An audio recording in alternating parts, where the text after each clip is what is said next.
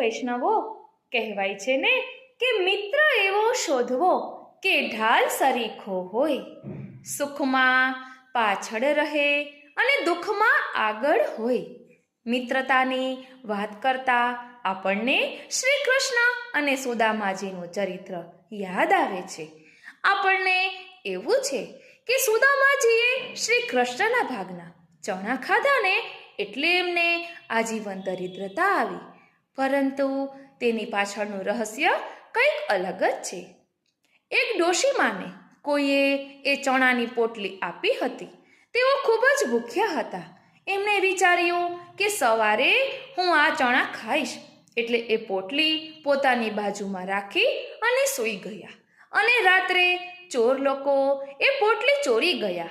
એમને એમ હતું કે આ પોટલીમાં હીરા માણેક છે, અને એ પોટલી ચોરીને જઈ રહ્યા હતા ત્યાં બીજા માણસો તેની પાછળ દોડ્યા. એટલે ચોર ભયના માર્યા સાંદીપની ઋષિના આશ્રમમાં ચાલ્યા ગયા અને એ પોટલી ત્યાં મૂકી દીધી. અને ગુરુ માતાને આ વાતનો ખ્યાલ ન હતો. બીજે દિવસે શ્રી કૃષ્ણ અને સુદામાજી લાકડીઓ વીણવા વનમાં જતા હતા. ત્યારે ગુરુ માતાએ શ્રી કૃષ્ણને કહ્યું કે તમને ભૂખ લાગે ને ત્યારે આ ચણા ખાઈ લેજો. અને સુદામાજી જાણતા હતા કે ડોશીમાએ શ્રાપ આપ્યો છે કે જે કોઈ આ ચણા ખાશે તેને આજીવન દરિદ્રતા ભોગવવી પડશે.